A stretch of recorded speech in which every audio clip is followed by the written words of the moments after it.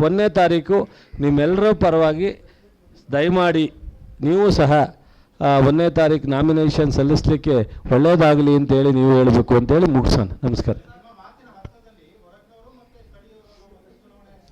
ನಾನೇನದೇನು ಆ ಥರ ಸ್ಪೆಸಿಫಿಕ್ ಆಗಿ ಹೇಳಲ್ಲ. ಅವರು ಒಬ್ಬ ರಾಜ್ಯದ ರಾಷ್ಟ್ರ ಮಟ್ಟದ ಲೀಡ್ರ್ ಇದ್ದಾರೆ. ಸೊ ರಾಜ್ಯದ ರಾಷ್ಟ್ರ ಮಟ್ಟದ ಲೀಡ್ರ್ ಇದ್ದಾರೆ. ಚಂದ್ರಣ್ಣವ್ರಿಗೂ ಅವ್ರಿಗೂ ಹೋಲಿಕೆ ಮಾಡೋಕ್ಕಾಗಲ್ಲ ಬಿಡಿ.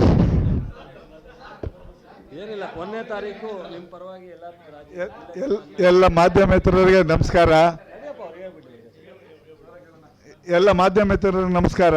ದಯವಿಟ್ಟು 1ನೇ ತಾರೀಕು ಬನ್ನಿ, ಭಾಗವಹಿಸಿ, ನಮ್ಗೆ ಸಪೋರ್ಟ್ ಮಾಡಿ. ನಿಮ್ಮ ಮೂಲಕ ಜನಗಳಿಗೂ ತಿಳಿಸಿ. ದಯವಿಟ್ಟು ಮಾತಾಡಲ್ಲ ಅಂತ ಹೇಳ್ತೀರಿ, ಮಗು ಹುಡ್ತಾಟಿಗೆ ಮಾತಾಡಲ್ಲ.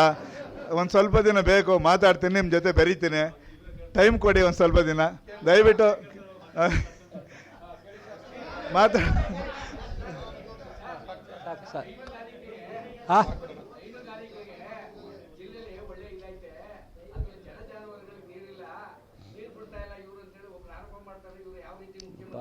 ಹೌದೌದು, ಪಾಪ ಅವ್ರ ಹತ್ರನೇ ಅವ್ರ ಸಲಹೆಯನ್ನೇ ತಗೊಂಡು.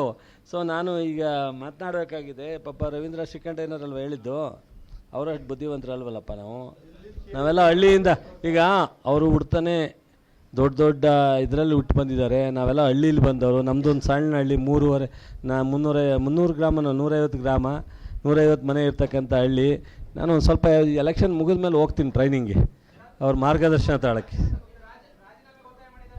ಆಯಿತು, ಕೊಡೋಣ ಬಿಡು. ಅವ್ರು ಹೇಳಿದ್ಮೇಲೆ ಕೊಡದೇ ಇರೋಕ್ಕಾಗುತ್ತಾ? ಅವ್ರು ಹೇಳಿದ್ಮೇಲೆ ಅನುಸರಿಸೋಣ, ಮಾಡೋಣ ಬನ್ನಿ.